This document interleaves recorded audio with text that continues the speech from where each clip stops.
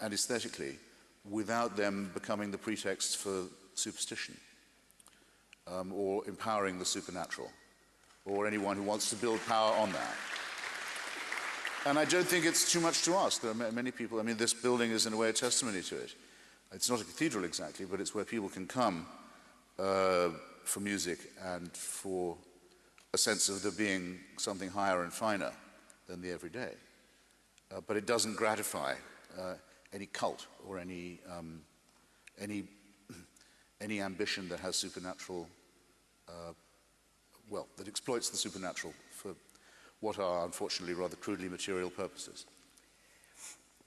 Marx thought he had the answer, but your appeal here to higher values and so on is interesting, and the question is whether it really will happen. I mean, and the question is whether we've gone from dialectical materialism to plain old materialism, and whether that's all that's going to be left when you take away or strip away religious thought.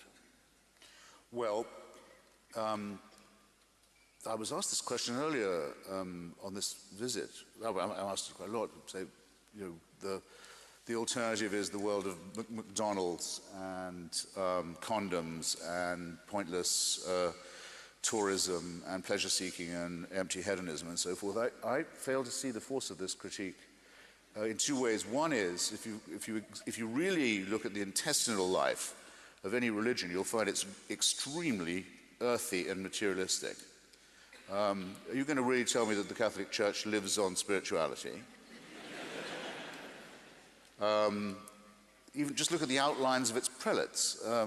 Just look at its finances. Look at it's pretty gross. Look at how the Islamic Republic of Iran actually conducts business. It's a racket.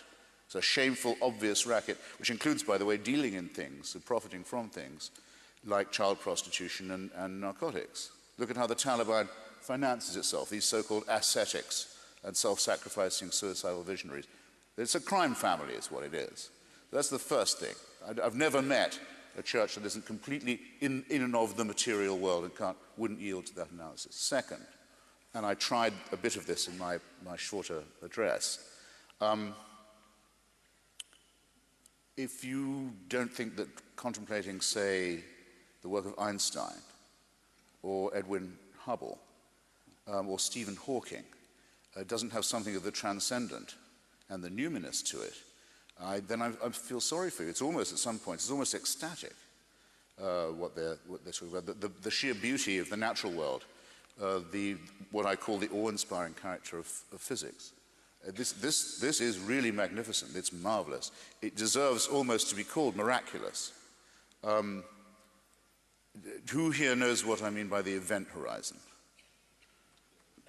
Well, I couldn't see you if you did, but and by the way, I don't really know either, but here's how Hawking, he's such a brilliant writer about science, is how he describes it. So the event horizon is the lip of the black hole. It's the aperture itself.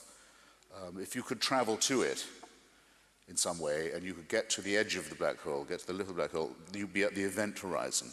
And if you could fall in, be pulled into it, you'd be able to see, in some way, the past as well as the future. Except, of course, you wouldn't have time. There's always something, but there's contemplate that for a bit. It's not McDonald's. And in fact, one of Hawking's